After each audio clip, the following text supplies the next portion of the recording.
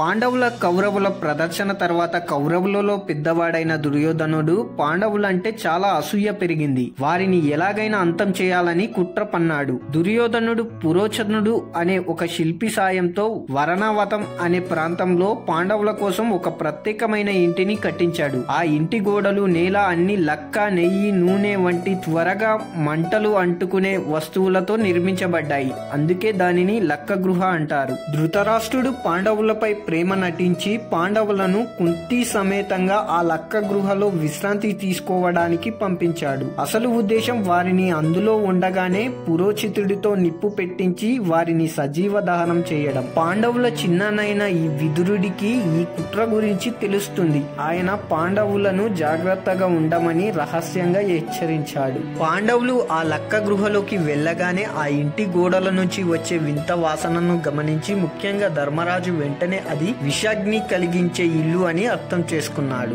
విదురుడు ఒక నేర్పుగల వ్యక్తిని పాండవుల దగ్గరికి పంపించి ఎవరికి తెలియకుండా రహస్యంగా ఆ ఇంటి నుండి బయటకు వెళ్లేందుకు ఒక స్వరంగ మార్గాన్ని తవ్వించాడు. కొంతకాలం వేచి చూసిన తర్వాత ఒక రాత్రి భీముడు పురోచితుడు నిద్రిస్తున్న గదికి ముందుగా నిప్పు పెట్టాడు. ఆ తర్వాత ఆ లక్క గృహకు పూర్తిగా నిప్పు పెట్టాడు. మంటలు వ్యాపించగానే భీముడు తన తల్లి కుంతీదేవిని తన వీపుపై పెట్టుకొని తన నలుగురి అన్నదమ్ములని చేతులతో పట్టుకొని ఆ స్వర్గ మార్గం గుండా అందరినీ సురక్షితంగా బయటికి తీసుకువెళ్లాడు. మరుసటి రోజు లక్క ఇల్లు కాలిపోయింది. అందులో పురోచితుడు, పాండవుల సేవ చేసుకోవడానికి ఉన్న బోయ వనిత, ఆమె 5 కుమారులు మరణించారు. దీంతో పాండవులు చనిపోయారని దుర్యోధనుడు నమ్మాడు. కానీ పాండవులు చాకచక్యంగా తప్పించుకొని అజ్ఞాతంలోకి వెళ్లారు. ఇది దుర్యోధనుడు పన్నిన పెద్ద కుట్ర. కానీ విదురుడి తెలివి మరియు భీముడి బలం, ధర్మరాజు అప్రమత్తం వల్ల పాండవులు ప్రమాదం నుండి తప్పించుకున్నారు.